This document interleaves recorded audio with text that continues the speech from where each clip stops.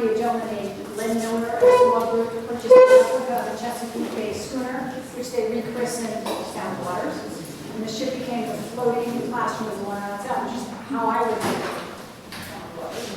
By 2000, Soundwaters expanded its programs to after-school and science programs and moved to the Holly House Coastal Education Center in Cove Island Park in Stanford, which I also remember. By 2016, Soundwaters was teaching students from 146 schools in 64 communities across the region. Students surpassed 32,000 a year. And importantly, no one was turned away because they could not afford to attend.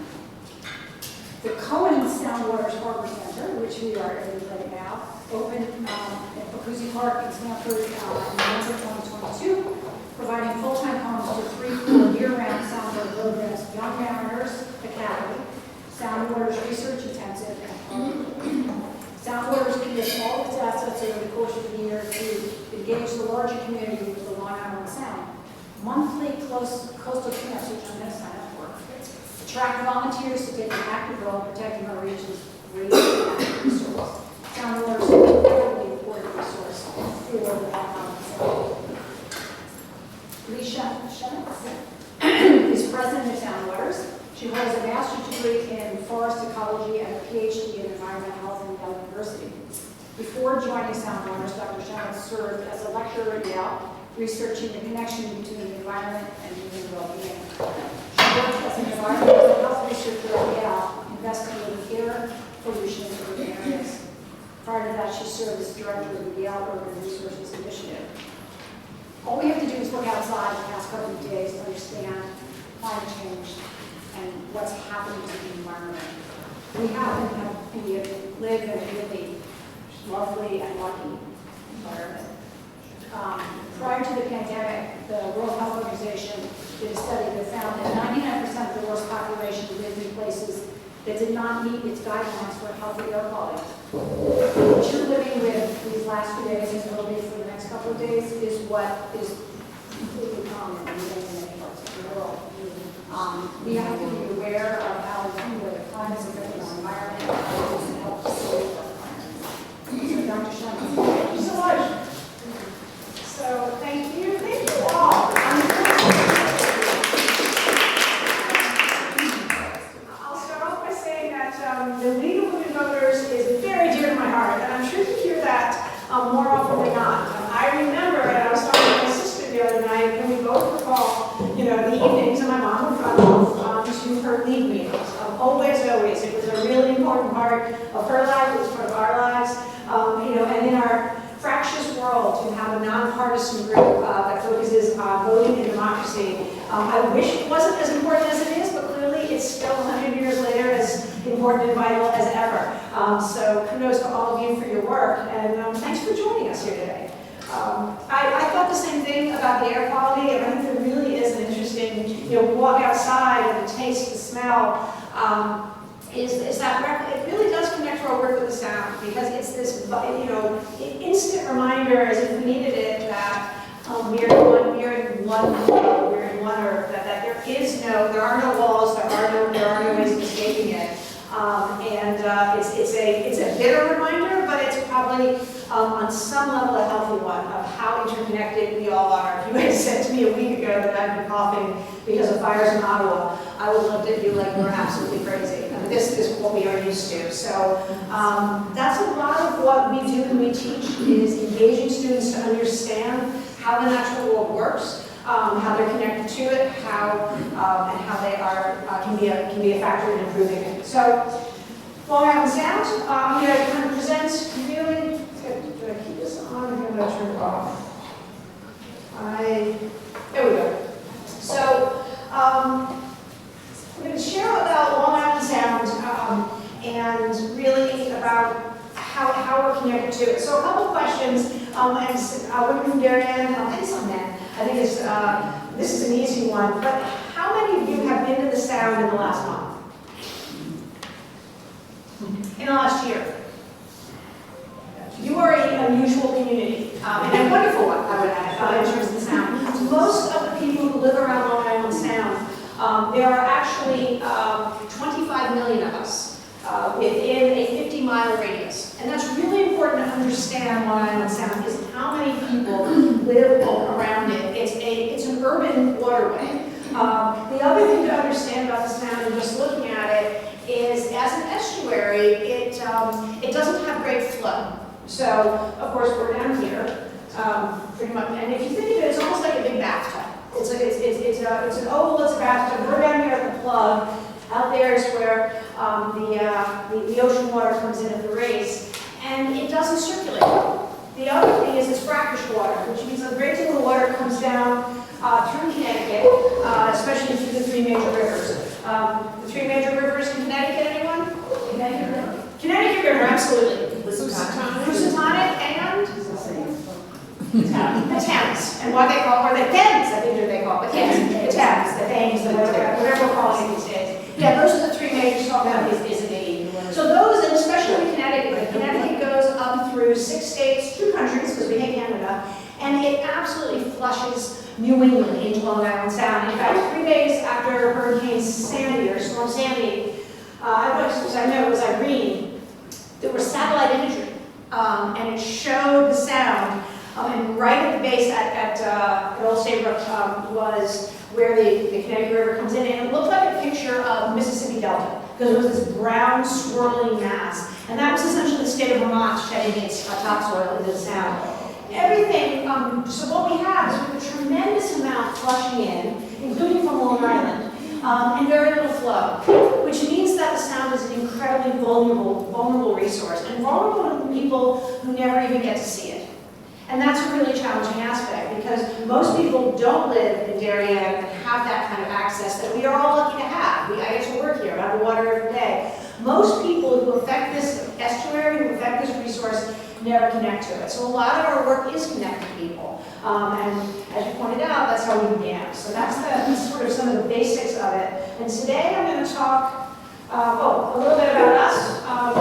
This is sort of our belief. This is what gets us up in the morning every day. That we believe our community is stronger when we are connected to and learning from the Sound.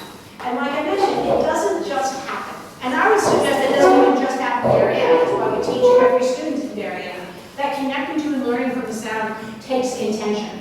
And we believe that our whole community is stronger when we get out to the Sound. And the Sound has, as a natural resource, one of the highest barriers of entry of any natural resource in the country. So if you just kind of like imagine and fly over the country and go to Oregon for a moment, the entire coast of Oregon is public space. It's all public.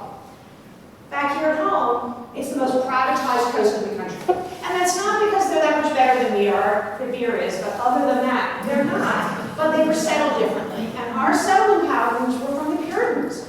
And remember, when they were over here, you had to be able to work in your field, stop everything on Sunday, get on your horse, get into town, get to church, be able to sit in that pew for 4 hours, and get back before dark.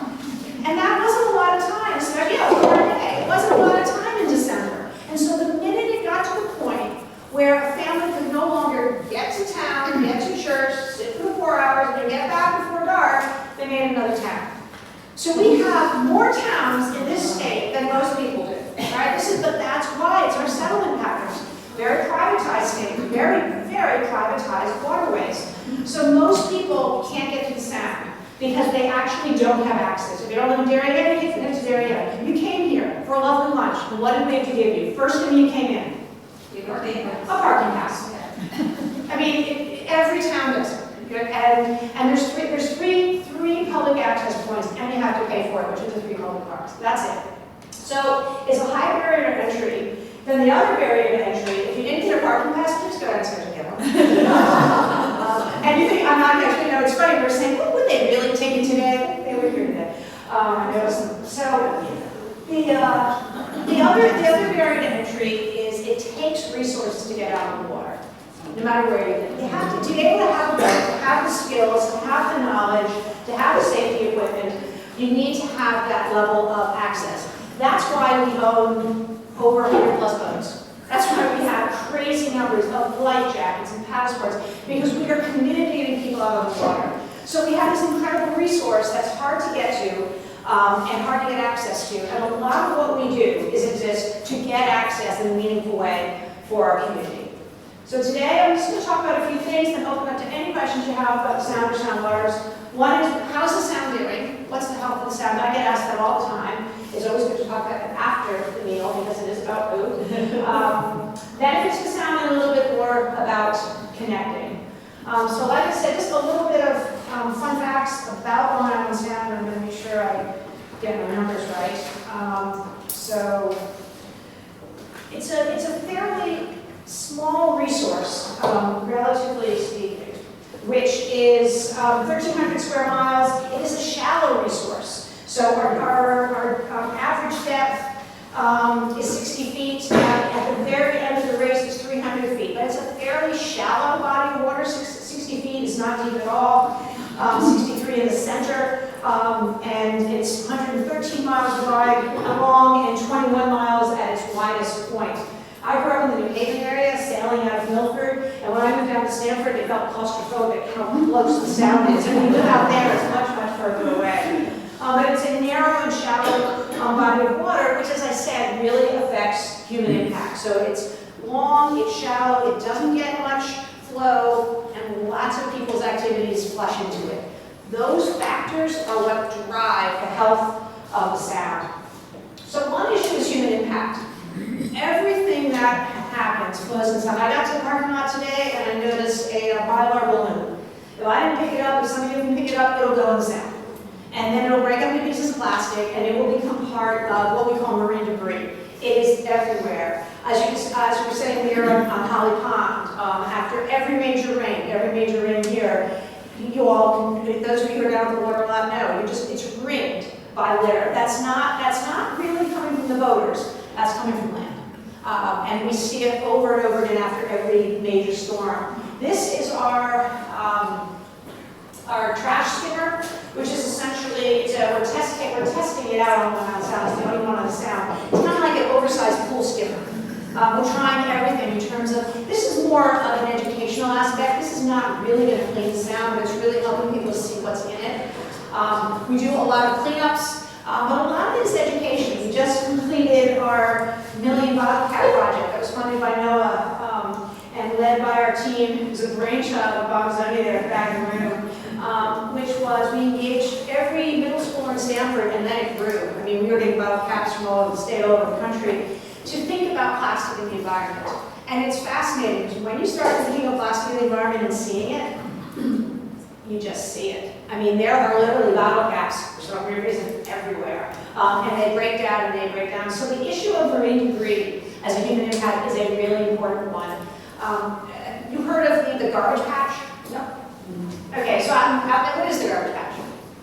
In the Pacific. In the Pacific. And what is it? Floating island is garbage. Yeah, like a floating island garbage.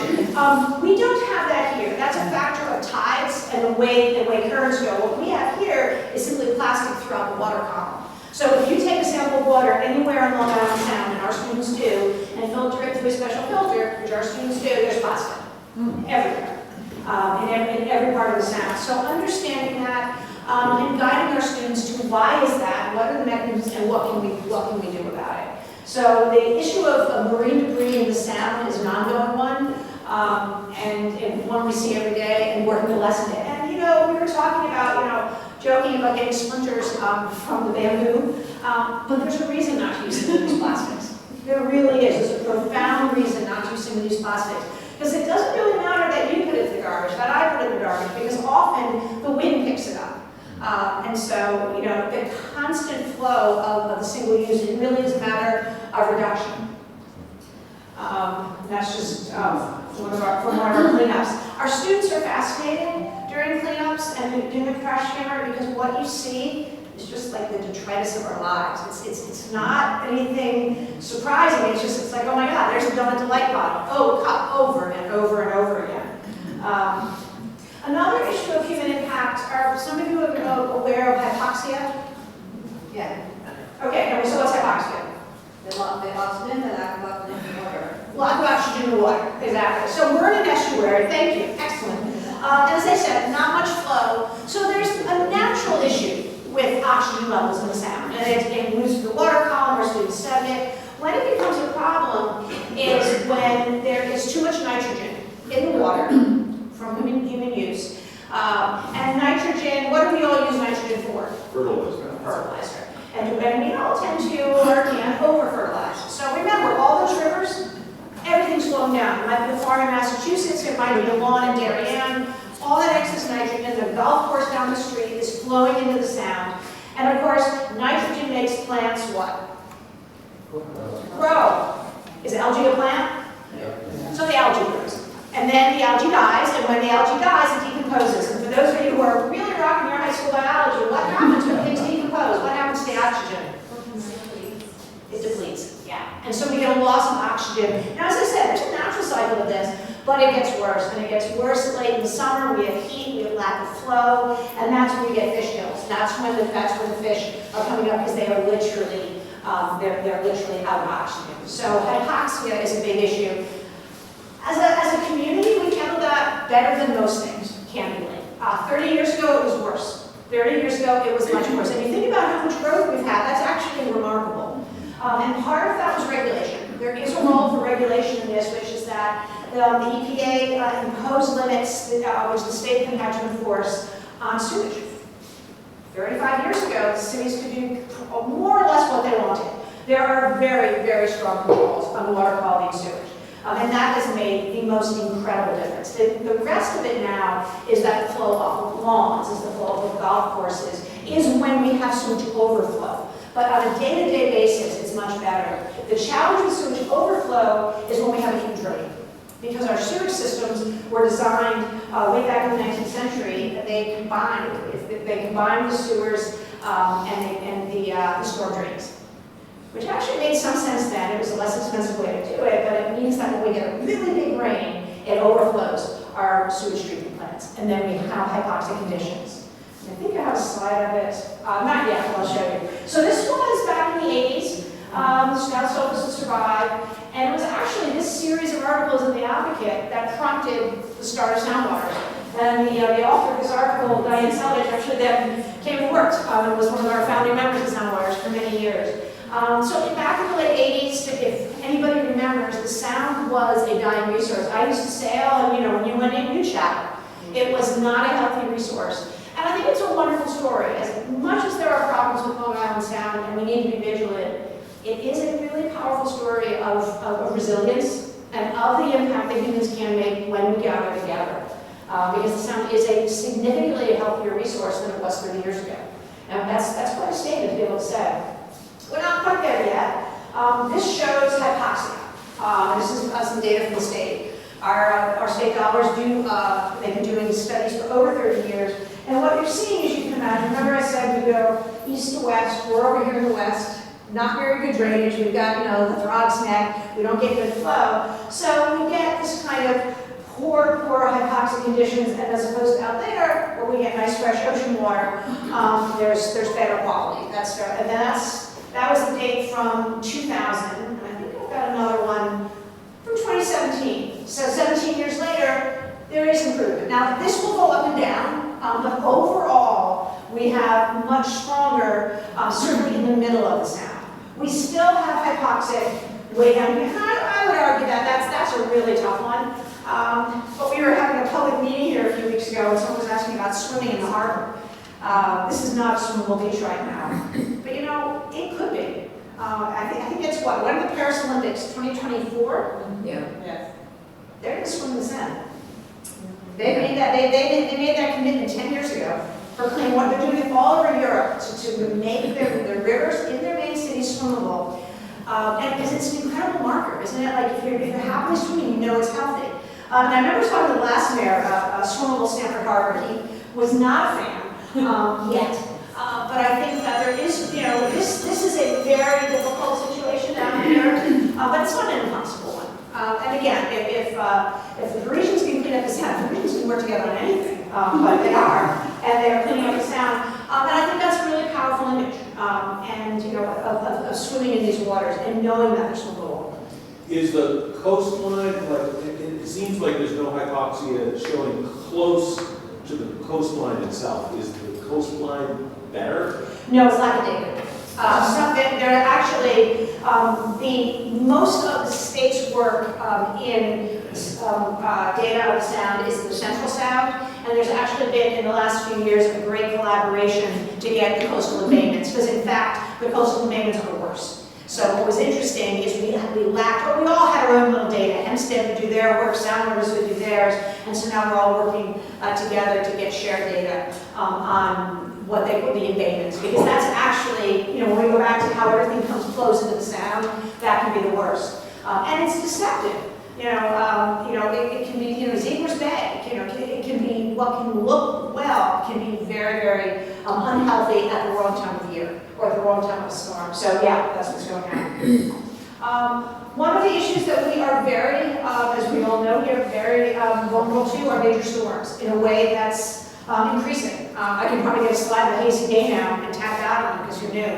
But the storms are increasing in frequency, and we're seeing in our own communities that the house is going up, and creating more resilient landscapes. One reason here in this park, there's a lot of restoration going on. We're the catalyst to that, but the old parking lot right out in front of us will be removed, and we'll be putting in a naturalized landscape. There's a lot of reasons. Number one, it's the worst place they ever could have put a parking lot, right by the water. That happened in a lot of places. Even I think Big Beach had that. But the other is that parking lot's no longer viable. It floods. We call it blue sky flooding. At high tide, in a king tide, it just floods. So the water levels are increasing. The floods are increasing. And you see it, in many of our, what we call them, signature species. So climate change is pushing towards more extreme weather, and it also, shifts populations.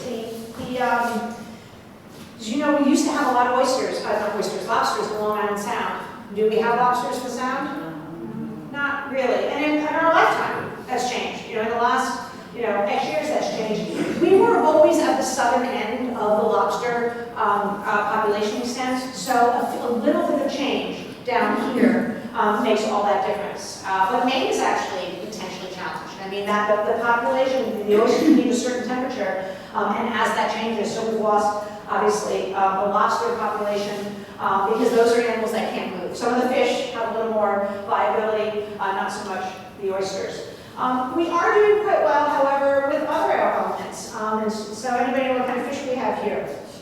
Yeah, bass. They're doing better than ever. And that's because we actually are doing really well with feeder fish. That is a great sign of health. So, when people say, how does it sound? We are definitely better than we were. We are definitely improving, but we are an incredibly vulnerable resource, both in terms of climate change, in terms of human impact. But the scale of the fisheries is improving really every season, which has been dramatic. Has anybody done a whale watching trip down in New York? Oh, no. You can do that now. I know. Because that is because there's more feeder fish. There are whale watching trips out of New York now. Anybody seen a dolphin in Long Island Sound? You're lucky. I haven't seen one yet. I can't believe it. I'm on the water so much I haven't. But again, signs of health. So it's not a doom and gloom. It's not and everything's rosy. There's a real balance going on. This is an interesting slide for me because this is just kind of normal, right? This shouldn't be normal. It's a beautiful day and the beaches are closed. And we in Connecticut go, yeah, of course. What happened the day before? It rained. And we've normalized that. So these are good reminders of that actually, that's the challenge here. And they should be closed. I mean, the level of E. coli after a major storm, flooding down, overwhelming the sewage treatment plants, flooding down off other towns is significant. But the fact that we normalize the blue sky, you can't go in the water, is something to kind of think about. We can change things like that. As better sewage treatment plants. It's very expensive. Separating sewage lines is a street-by-street activity. Darien is terrible with that. The way the rains come in, the impervious surfaces downtown, the whole town knows it. It's an incredibly expensive fix. New Haven was doing it street by street by street. It is really expensive. It is really hard. But that's why we have this strange but normal sign right there.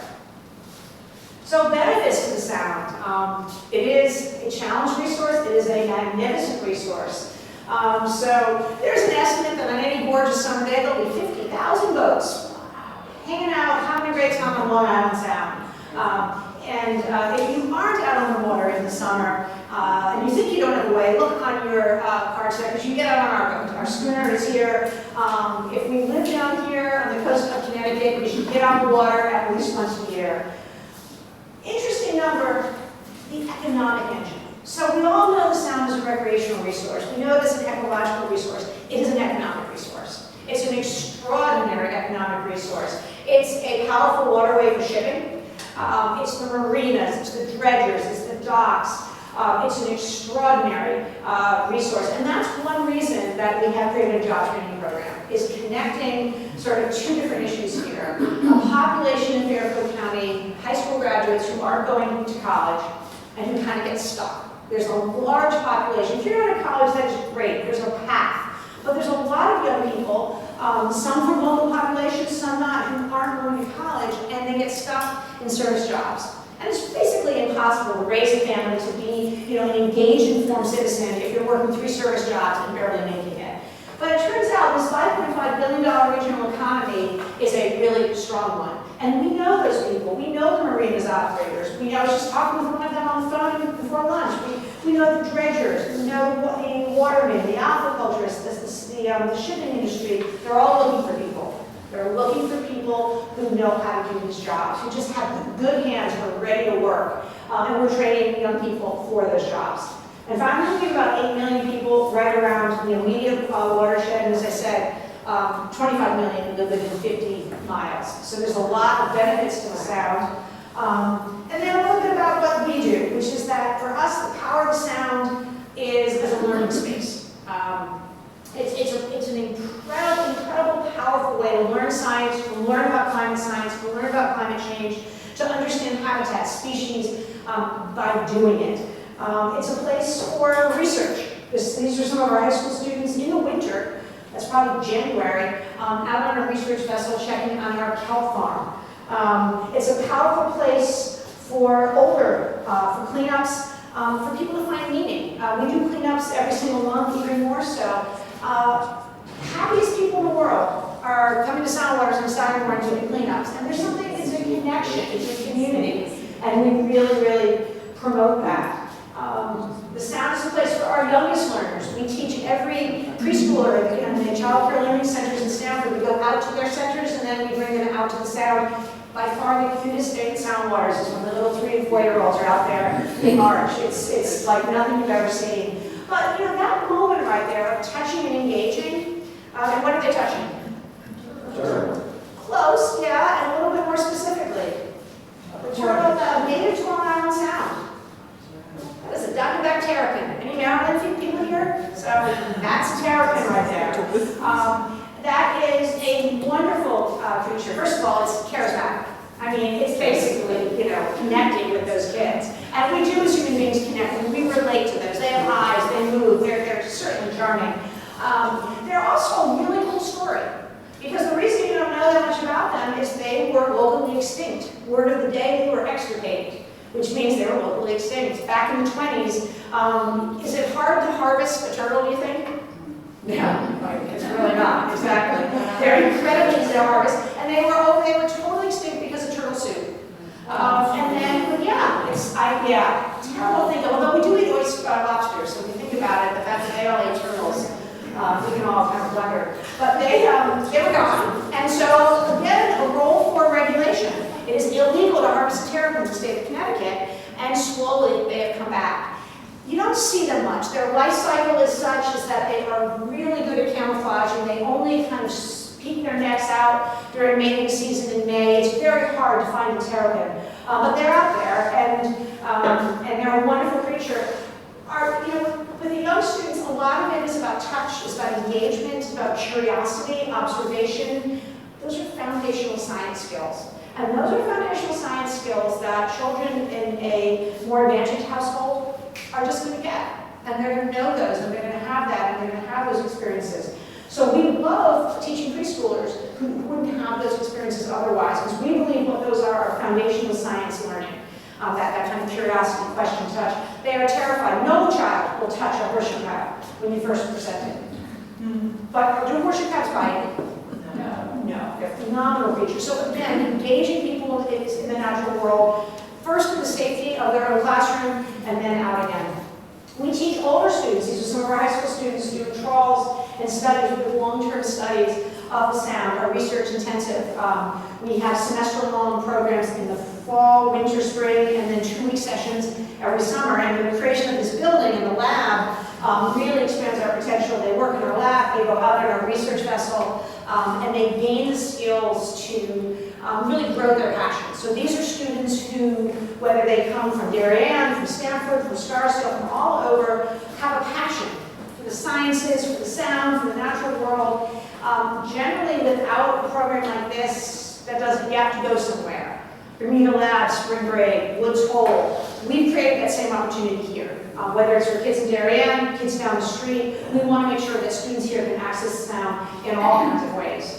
And then, of course, there's our crazy amount of sailing. We use sailing, quite honestly. We do a ton of sailing, over 100 small boats. They start from Optics to Phoebus to lasers to 420s. I could go on and on. We actually don't care that much about sailing, even though we do a stupid amount of it. But we do it for that. Because sailing is how you have fun on Long Island Sound. And sailing is an incredible skill to develop. And to stand on that dock in midsummer and watch the fleet go out and watch these kids working on their lasers and confidently, tacking their way out of a very difficult harbor is really exciting to see. Half their time is on the boats, half their time now would be in these classrooms studying.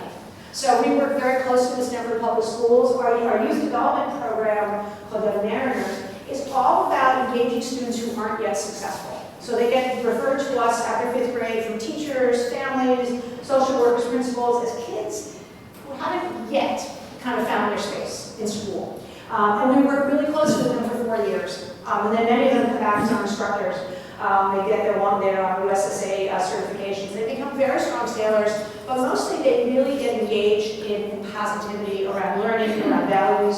So half the time is sailing, half their time is learning, and the other half is really about key values. And we really are very intentional about that. And I mentioned our Harbor Corps training, and like I said, it's a 4-month training program. They moved into our workshop down below. The second cohort will actually graduate on Friday. And I was just on the phone with marina operators who created brewery, Jack Brewer, some of you might know him, an amazing man who created all the Brewer marinas, and he's been a partner in this project as a thought partner, ultimately as a funding partner, but a thought partner at the very beginning. And he and I were just talking because this first cohort in this building was graduating, and he talked early on. He said, "Jackie, what are we training for? What would you hire for?" And had that conversation with people that took all the industry, and they answered very much like Jack. The first thing was good hands. That nobody needs to be an expert to get hired, but they need to have experience. None of the people who start with us have ever touched a power tool, have ever worked on a boat. Most have never been on a boat, and giving them that experience as well as then the other skills that they don't have in terms of how you show up for work, how do you deal when you're having a bad day, when you don't like your boss, when you really don't like your colleague, how do you still become a strong employee? So that's our program, and we're really excited with it because it's also a growth point for us. We're very excited to move into job training and all that it can mean, and really make that connection between the environment and the economy. They're not separated things in Soundwaters, so we're really excited. This was last month. I happened to be on the schooner. I tried one every month, and who was there but the happy children from the homeschool. Just by chance. So I was taking a few photos. They're great teachers. We were having a wonderful time. And again, these are students who I'm going to assume have opportunities to get to the water, but they have opportunities to really study and learn like this. We're fortunate, as our other site, as you know, is, I know we say if you couldn't have armed, you could hit Darien from Cove Island. Every elementary school in Darien, all 5, study with us. First graders come and study in terms of coastal ecology at their level, and then the 4th graders come on the ship. And we have many high school students, whether it's in our research intensive. Right now, we have the seniors. Those of you who remember the seniors get released. Everybody's happy about that. Looking at seniors from all over Fairfield County. I think now we have 4 from Darien. We usually have 4 or 5 or 6. And we love having the the seniors. They love coming to Soundwaters because we actually really need them. We authentically need their help. We are teaching so much in May, so we have 20, and we work with them to develop their skills, their job skills. So we do a lot of group work with them. They get to meet students from all over Fairfield County, from Scarsdale to Westport, Stanford, Darien, Greenwich. They work together. So we do partner with Darien, and we love that. Thrilled to partner with you today. And that's, I think, one of my final slides here is that's one of our slides from last summer. That's really Soundwaters. I mean, you could take a picture, it could be our kelp, it could be our report, but engaging. People of all ages engaging together. It's what I said at the beginning. We believe we have a stronger community when we're connected to and learning from the sound. And, never is that more true than right there. So, ways you can jump in. We do cleanups all the time. Please join in with that. There is our flotilla. And are any of you kayakers or paddleboarders? Or open to it? There is that is a bird's eye view of Cove Island, and that's the start of our flotilla. So it's right around the corner. Darien is just actually in the background, right? You're looking across Holly Pond. That is, if you've heard of, a walk-a-thon, a bike-a-thon, this is a paddle-a-thon. And we do it the middle Saturday of July. Bob plans it every year, and right on it, it's perfect weather with an incoming tide. And since he's the father of daughters, I always worry that he's using all of his good weather chits, and someday it's going to pour out the girl's wedding, but I don't know. We always have great weather, and it's a fundraiser, so it's only you pay a registration fee, and then you send your emails out, and so we raise money for it. It's a really fun event. It's kind of an overused word, but it's an authentic event because you're out on the water with Soundwaters. Bob will hit the cannon at about 8:15 in the morning, and I swear by Monday afternoon you're home. So it's a couple hours of paddling, and we end up right here. We have a little party. You get a bus back to your car, and like I said, you can move on with your day. There's no better way to start. It's a great fundraiser for us. So if you want to paddle with us, you have your own board or a kayak, that's great, and if not, we rent them. So it's a lovely way. We also rent them down here every weekend. We just try to get people out on the water, and of course, there's our schooner. So lots of ways to connect. Again, with the cleanups. To learn more, you can go on our website, and at the very bottom of the main page, there's a little button. Just click. We will not do, have a deluge of emails, but if you want to know what we're doing, you can sign up, and you'll get our weekly emails, you'll get some updates, etc. We would love to have you all connected in whatever way makes sense for you, and happy to share any questions about the Soundwaters. And again, thanks for coming out today.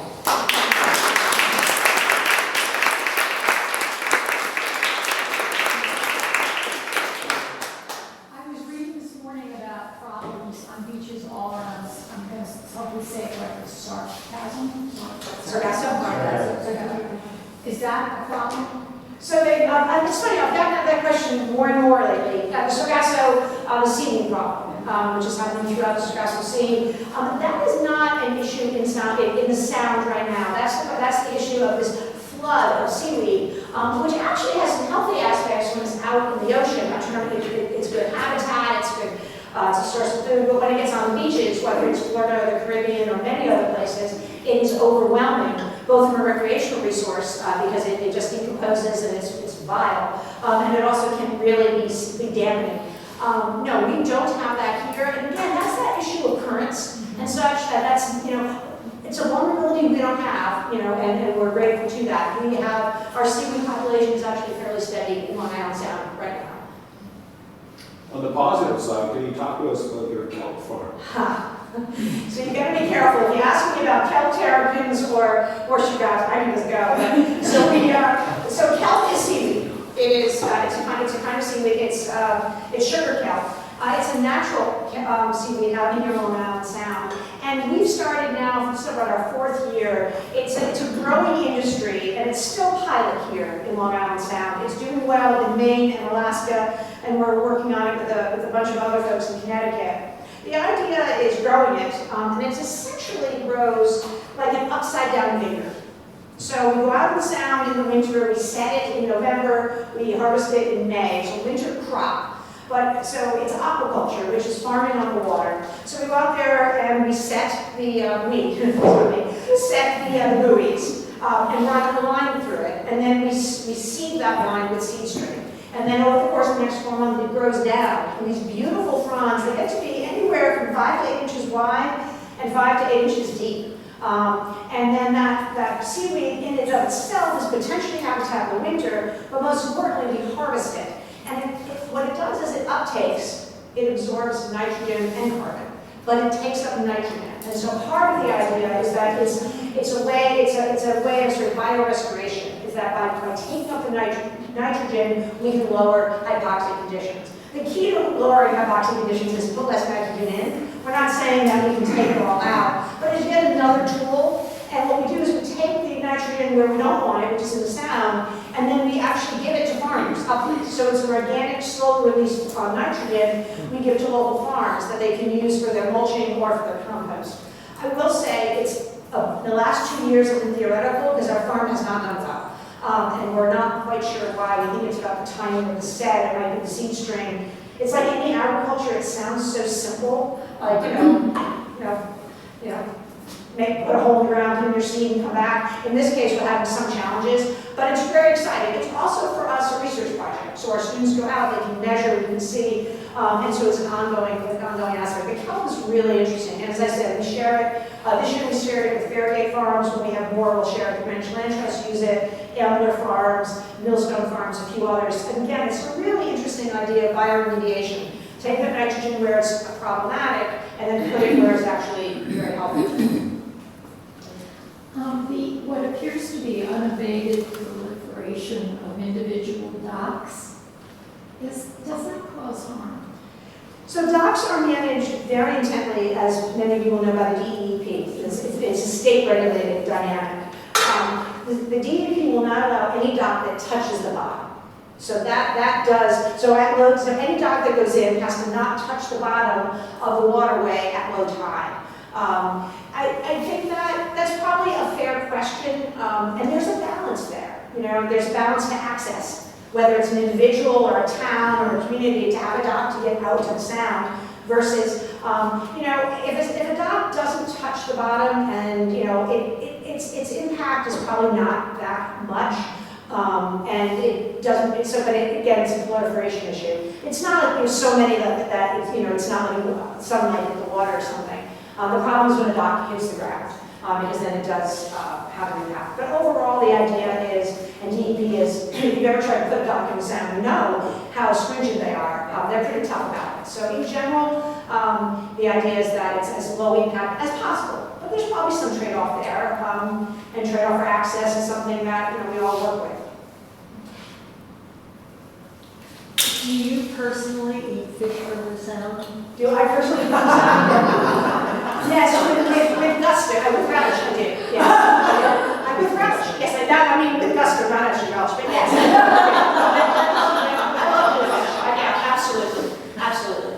And at least the sound, we know exactly what we're getting. The tilapia that I buy at Costco, so I know exactly what I'm getting. Absolutely, it is healthy. I also eat the oysters, and I would argue, and we have very close relations with our local oystermen. The oysters in Long Island Sound are some of the best in the world.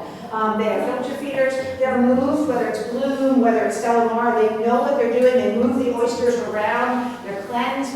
They're incredibly wonderful, both as improving water quality and sound, and as a actually tasty resource. So I go to Wellfleet, and I'm like, yeah, sure, I'll eat your oysters, but the best are down here.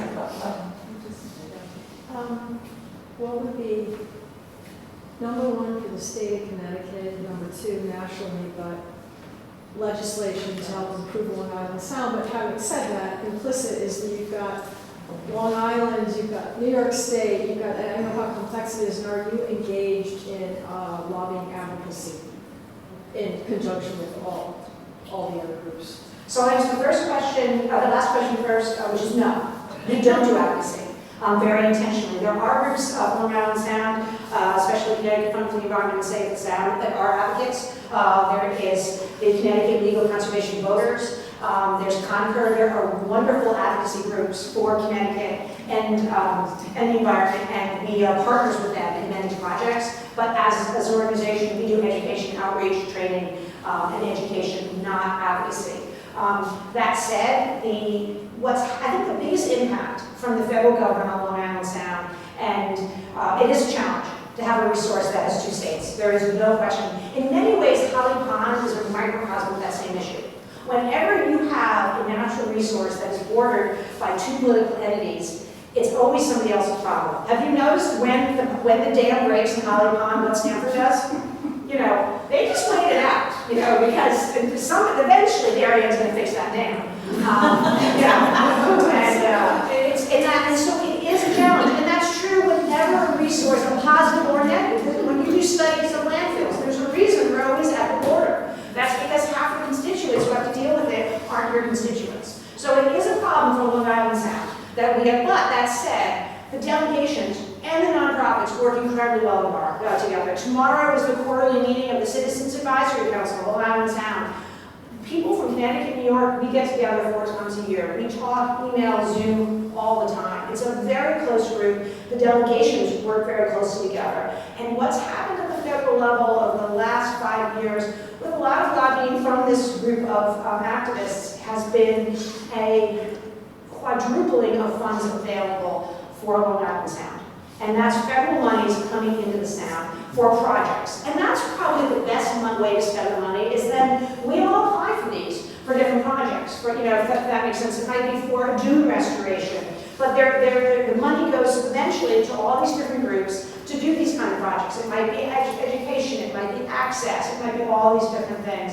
So I think that aspect has been really powerful, and the congressmen and our senators are absolutely in lockstep in that way. So we're fortunate that we do have tremendously powerful legislators on both sides of the Sound who work really well together. What about infrastructure for the septic systems? Not septic, for the sewage systems. There have been funds for that over the years, a lot of that work has been done. But when the EPA put on those regulations, there were some funds available. Not there, probably could be more. There's no question about that. But there have been some infrastructure funds, and this last IRA bill helped a lot. It really did. The infusion in infrastructure helps. Every time a new bridge is put in, they have better drainage off that bridge for the Sound. It's project by project. So infrastructure is a huge plus for us. When they put in a new bridge across any waterway, it makes a big difference. I believe they're going to do at some, because right now those bridges are putting salt and oils straight into the Sound. So every time there's a new bridge, there's a general improvement. That's part of the problem with Holly Pond, is the highway bridge right over the Road River and the sand that comes in and all the rest. So absolutely infrastructure. So I'm hoping this kind of ties things together, but given your background, can you talk about how theoretically the particulate in the air that we're seeing will impact the quality of the water? That's a really, really interesting question, because you did pick up my background in studying air quality measurements over time. It's there definitely is an issue with particulates and how it goes in the water. It's not well studied, as you can imagine why. It's very episodic, and what exactly is happening in the water, I actually wouldn't even hazard a guess, except it's shocking to look at right now. It's just shocking. And what we do know is there's an impact. How we even begin to start testing that is a really, really interesting question.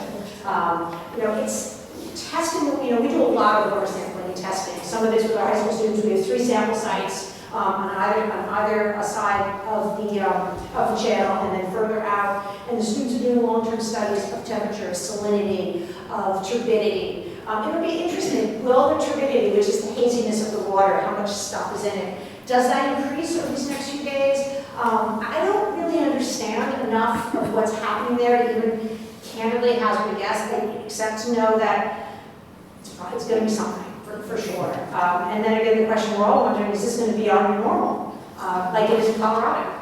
It never, for us on the East Coast, we've done pretty well. The West Coast, the West burns, we feel badly for them, it's shocking, but, and now it's here. So that's a great question. And I'll keep thinking about that. I'm sure we'll all be doing some research into it, for sure. I think, right now it's much more a terrestrial issue, for sure. And how that affects wildlife and everything else will be interesting to see. So I've been here for almost 34 years, and I remember reading a lot of articles about worries and concerns about the rise in temperature of the sound. And I don't see that so much very much. And some of that, most of that is, I would think, out of our control, because that's a global issue. But are we okay? Are we at a good point? Has it been incremental versus exponential? What has happened over, say, the last decade? So it's a really great question, because I've touched on a few things, but not really the temperature changes. The temperature is rising in sound. And that's where that state data has been very interesting. Because when they started taking the data 30 plus years ago, they weren't thinking about rising ocean temperatures. But there has been an increase, and we're starting to see, especially over the last, say, 15 years, an increase in temperature and a change in the nature of fish.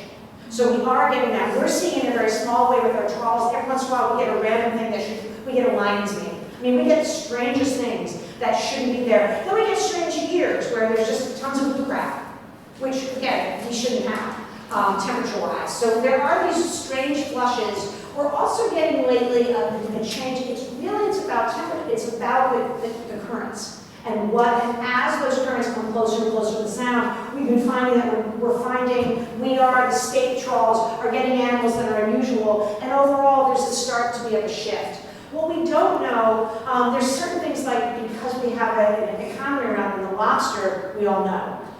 What else don't we know? What else is changing? We have seen, small changes, some to temperature, just some about invasive species. The nature of the crabs on the shoreline is totally different than it was 30 years ago. It is all Asian shore crab, or 98%. Our students do population studies all the time. When your kids are at the beach and they turn over a rock and something crawls out, that's an invasive species. It's changed. They actually look so much like the old ones, you almost don't notice, but that's an Asian shore crab versus a mud crab versus and they're different. Those came over in ballast, in ballast water as plankton, and they are more adapted. So there's a lot of different features happening. Are they more adaptable? Are they more adaptable to temperature? They are certainly thriving. So there is a change in temperature, and there is starting to see a change in the fisheries. The fish have an advantage as they move. And the question is, will our fisheries in fact change?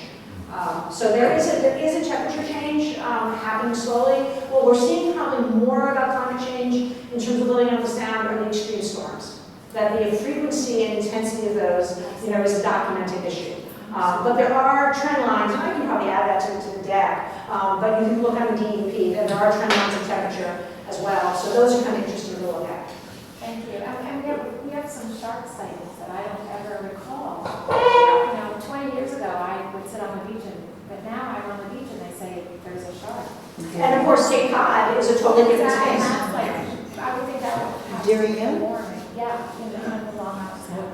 So it's just been starting to sound, for those of you who go to the Cape, you'll know that it's totally changed life on the Cape, and that actually is about, that's about a predator-prey relationship. Because in some ways, that's an example of a healthy environment, because as the seals come in, it's the seals that are attracting the sharks. So it's an interesting dynamic, but it's not impossible that we'll start having that kind of sound. So, it's kind of when you have a naturally functioning ecosystem, you get everything. That includes coyotes in my backyard, in North Stamford. So there's an interesting dynamic. We also get some animals that we're not as compatible with, but absolutely. But that, to some degree, is not an unhealthy feature of the sound. It might be an unhealthy feature for those of us who want to do swimming sometimes, for sure. I think we'll have one more question. Yes. What's the one thing we can all do to help conserve the sound? So what's the one thing we can all do to help? That's a great question. I just love that. I would say that the one thing, it's hard to pick one. Give us a few ideas then. No. You would think I would go right there, but I really do think it's engagement. I think that more that we have a way in this community of not connecting to that body of water. How many people go to New York City more than they go to the Sound? I mean, it's guilty truth. So it's making the sound part of our lives, because everything flows downstream, if you will, from that. So because when you're out there and you see what's going on and you understand it, then there's less single-use plastic. Then there's the thinking about nitrogen on the lawns. Because there are a lot of things that we as individuals can do. But I think it all starts from an awareness of our connections. And So, whether that's Weed Beach, whether that's coming out on our schooner, whether that's doing a cleanup, whether that's taking a walk at Pear Tree. I mean, there's so many ways to engage with the sound, and it's shocking for us, and maybe it's because we are so fortunate to live in a community with so much going on, but how easy it is to overlook the greatest natural resource, which is right outside, literally our windows and right outside, which is our backyard. So if I was saying the one thing, it would be to engage all generations, because everything flows right from that. So. Thank you. Thank you.